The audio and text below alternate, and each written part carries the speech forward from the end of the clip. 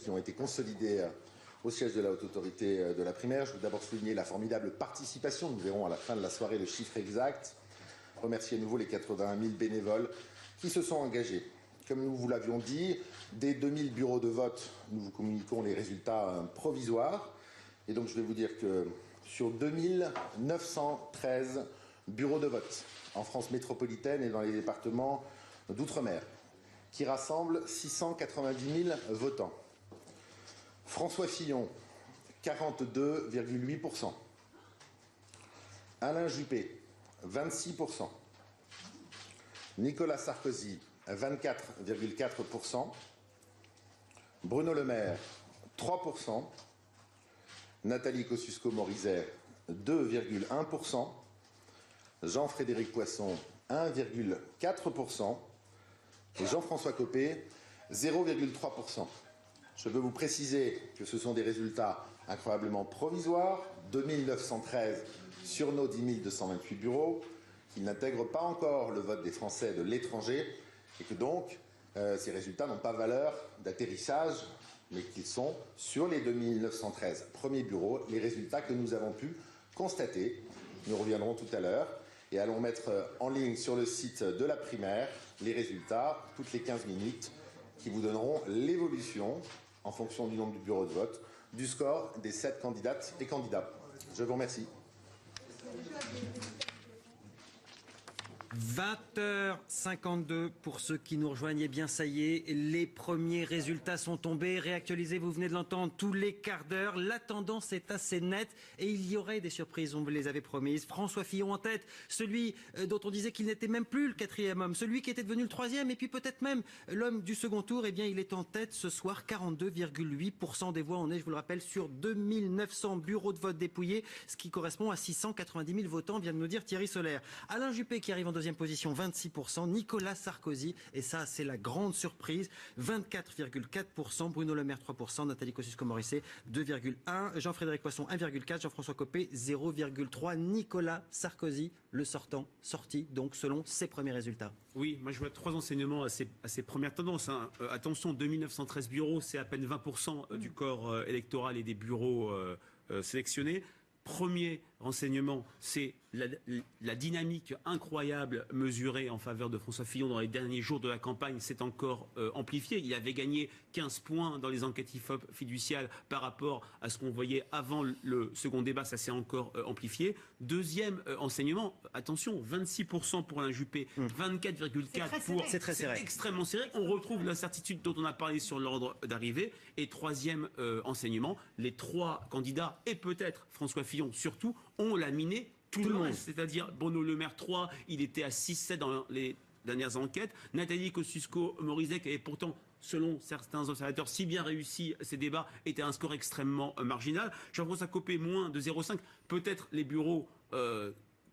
par exemple d'Île-de-France ou des bureaux des Bouches-du-Rhône où il peut espérer des scores meilleurs ne sont pas remontés. Attention à la géographie des bureaux qui sont remontés. Ouais. On ne les a pas, mais en tout cas, dynamique Fillon absolument stupéfiante et incertitude sur l'ordre d'arrivée, deuxième et troisième. Il faut quand même rester extrêmement prudent. Une petite précision qui ne vous a pas échappé et qui est importante, c'est que les premières remontées de bureaux sont ceux finalement où on a le moins voté, puisque ce sont ceux où on a dépouillé le plus rapidement possible. Si on a moins voté, c'est peut-être aussi parce que ce sont des bureaux qui ne sont pas dans des zones avec les champions qui sont soutenus, et donc peut-être que ça peut déformer dans les 20 premiers pourcents. Ça peut déformer le résultat, donc on va rester très prudent. C'est vrai, c'est un score énorme. Oui, mais enfin, non, je parlais entre le deuxième et le troisième. Voilà. Je conseillais la prudence entre le deuxième et le troisième. On est d'accord. Mais sur le chiffre de Fillon, c'est phénoménal. C'est la tortue qui est montée dans une Ferrari. C'est un champion avec un permis de conduire. C'est extraordinaire. C'est un champion d'automobile. Donc là, on voit que finalement, il sait conduire. Donc c'est énorme. On est en train de vivre un truc. C'est pas le phénomène Trump, ça n'a rien à voir, mais quelque part il y a eu un vote utile, je crois que Frédéric l'a un peu sous-entendu, il y a eu un vote utile autour de François Fillon, c'est-à-dire on vote tout de suite pour celui qu'on veut voir à l'élection présidentielle. Avec un programme, il faut le rappeler, on va y revenir. Ça fait 3 ans qu'ils travaillent dessus. Un programme extrêmement structuré, tortue, extrêmement dur. On parle de milliards d'euros d'économies, de la fin des 35 heures. Il y a énormément de choses extrêmement Et sur la dures dans son politique programme. étrangère, je crois qu'il se singularise beaucoup aussi. On l'a entendu, il est très différent, c'est-à-dire que sa relation à Poutine, le lien qu'il estime qu'on doit tisser avec la Russie, c'est-à-dire revenir finalement dans une politique diplomatique gaullienne, c'est quand même très intéressant. Je pense qu'une part du corps électoral a été sensible aussi à ces arguments. On verra sur les programmes après peut-être, mais Elsa Frasnet, une réaction justement à cette percée spectaculaire de François Fillon ce soir selon les premiers résultats. Mais effectivement, avec cet écart-là, on imagine que ça sera l'enseignement de la soirée. Oui, ce qui est énorme, c'est qu'en fait, apparemment, les électeurs se sont saisis pour éliminer Nicolas Sarkozy de François Fillon et pas d'Alain Juppé.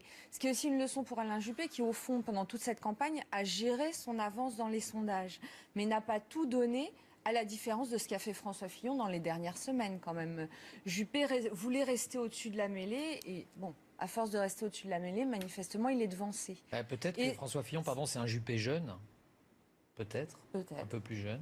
Et puis après, il y a quand même une chose qu'il ne faut pas ignorer dans l'électorat de droite, c'est que celui qui arrive, mais même dans tous les électorats, celui qui arrive en tête au premier tour a une belle option pour la victoire. Parce que logiquement, l'électorat de droite veut renforcer celui qui a le mieux fait pour qu'il soit bien armé pour la présidentielle. Vous l'avez vu au PS en et c'est 2011, tout le monde a appelé à voter en faveur de François Hollande en 2011 aussi. Et c'est encore plus fort à droite. Absolument. On va retrouver au QG d'Alain Juppé Amélie Carouer pour iTélé. Bonsoir Amélie. Une réaction à l'annonce à Camille Langlade pour iTélé, donc au QG d'Alain Juppé. Une réaction à l'annonce de ces 2900 premiers bureaux de vote dépouillés. Eh bien, écoutez, il y a beaucoup de fébrilité, de nervosité ici, car cette annonce partielle indique que, bien sûr, Alain Juppé est qualifié, mais pas si loin devant Nicolas Sarkozy.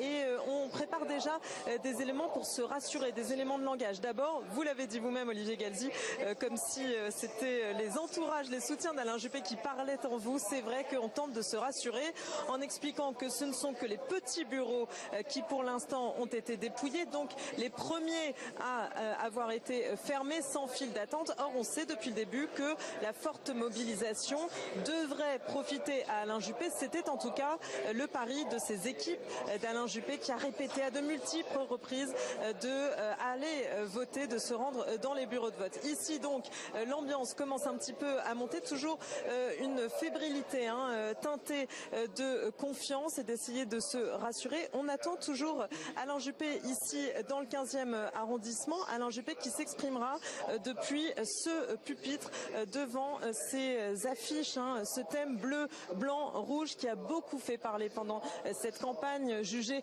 un petit peu ringard, ces affiches et cette photo de campagne d'Alain Juppé un petit peu rigide. On l'attend au mieux vers 22h30, mais probablement plus tard, le temps que les premiers résultats soient définitifs. En tout cas, on prépare aussi ici, dans l'entourage du maire de Bordeaux, les premiers éléments de langage pour la suite.